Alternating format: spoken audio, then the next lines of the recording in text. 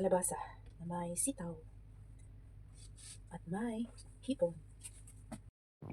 Yan, ito po ang isasahog natin sa ating simpleng ginataang kalabasa at sitaw. Yan. Na may hipon. O, di ba? Let's cook!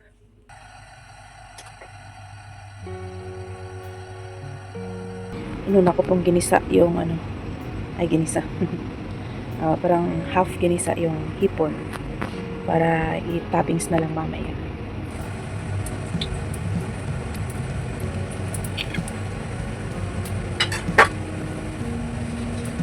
Ayan, lagay natin bawang.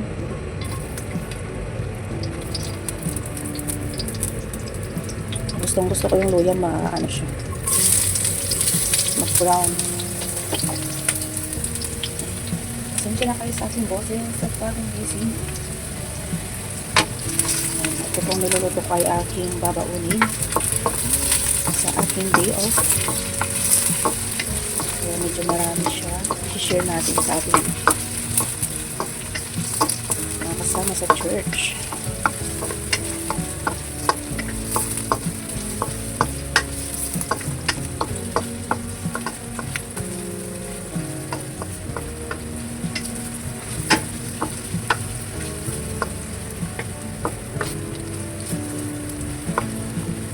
Kaya natin maging brown muna yung ating luya. Lagay natin ang sibuyas.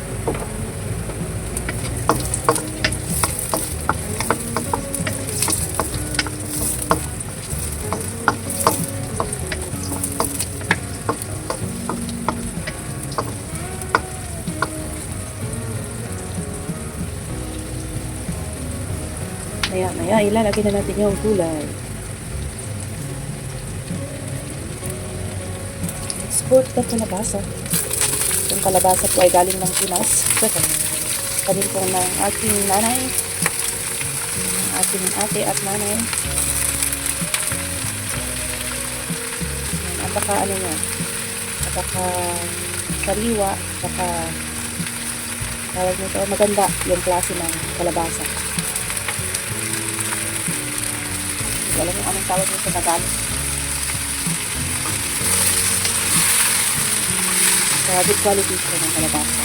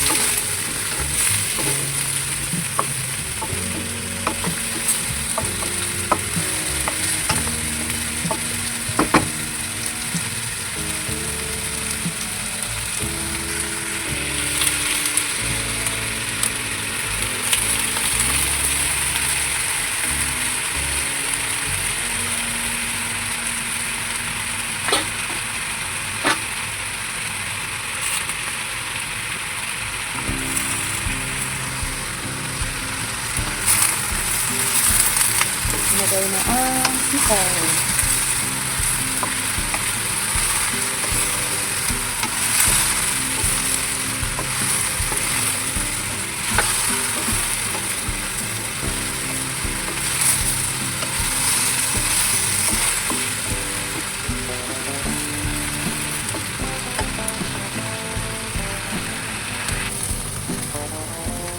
Lagyan natin ng oyster sauce.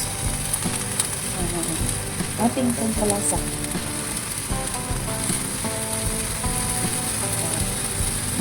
Tansya lang natin.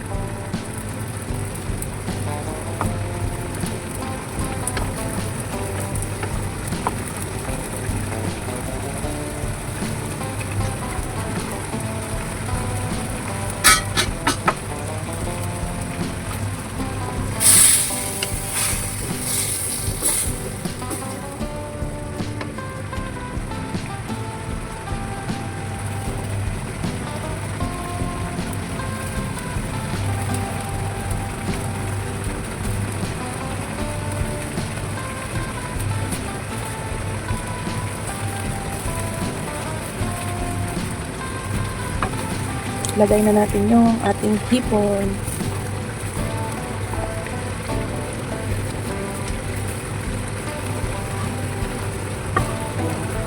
Big size na hipon, pang ano lang talaga siya.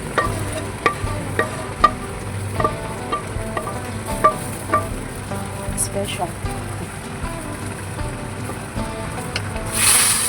Yan, overload na naman tayo sa ating niloto. Ginataang gulay.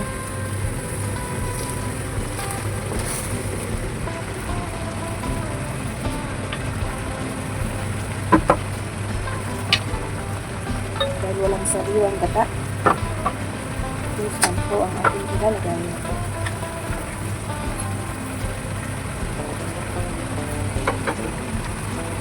Tapan muna natin mga 3 minutes. Ilalagay na natin yung gata.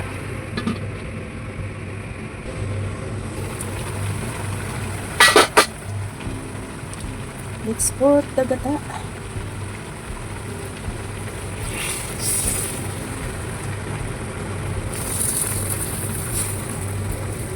Ayan.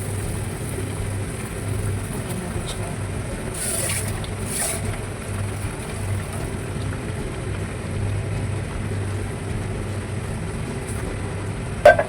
Ayan po ang ating binataan. Halo natin siya. Naluto na yung ating kalabasa. Ayan, masarap itong ihanda para sa pamilya. Kasi sa one of a kind special ginataan. Medyo nabili ko po ng mura itong hipon. Ayan, gumagalaw-galaw pa ito nung binili ko. It's a jumping shrimp. And ang isang kati po nito is itong klase ng hipon na to. Binili ko po siya ng 41 kati. Marami yung 1 kati.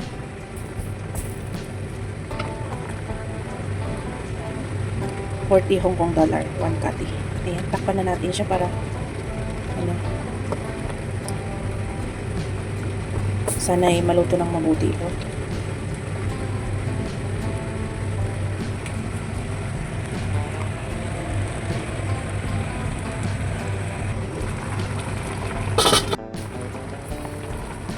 Hinay-hinay tayo sa pagkano para hindi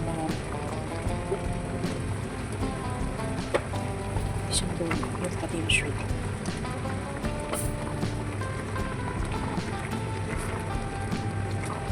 May nakatakong medyo makapal kaya kailangan siya maluto. I think okay na pala siya. Kaya hindi siya luto.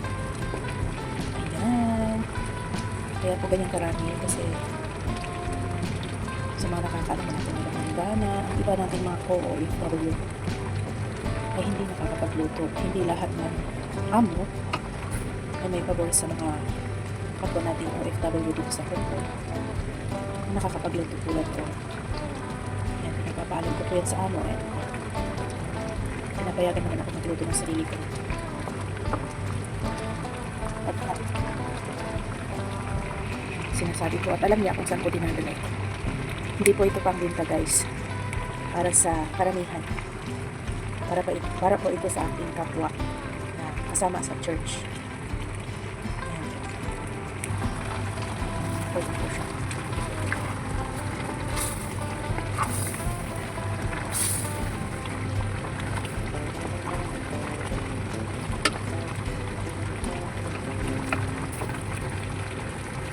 Pwede na siya. Slow fire lang natin siya for 3 minutes.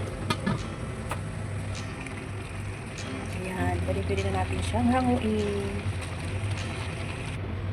Okay na ang ating ginataang gulay. Lagyan na natin siya sa ating paunan.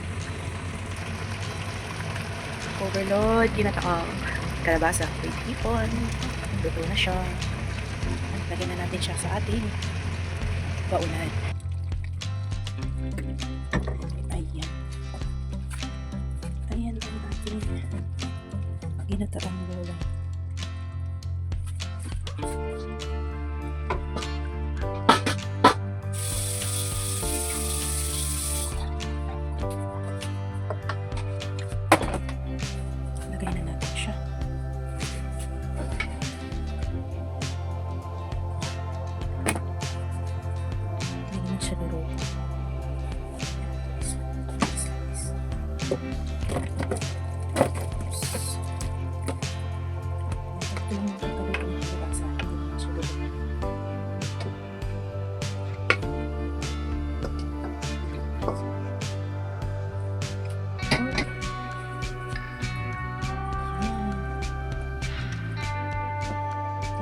siya sa baon. Pagtsago ko talaga.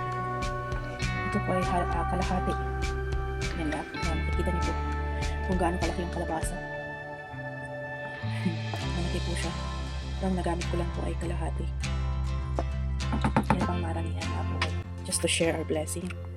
Ang kalabasa, syempre, galing sa Pinas. Tanim ng aking nanay, paulit-ulit, di ba? Masaya lang ako na to. And sitaw is binili ko sa palengke, and yung hipon is a fresh one. Binili ko din sa palengke. Ayan. Ligata. And that's for all to this video. Maraming salamat po sa laging panonood sa aking simple uploads and videos. Sa pagmamahal kay Smiling Face Channel at walang sawang suporta, thank you very much. I hope I can give back the support you're giving me, and this is it. Smiling Face Channel is signing off. Kain na po. Bye guys!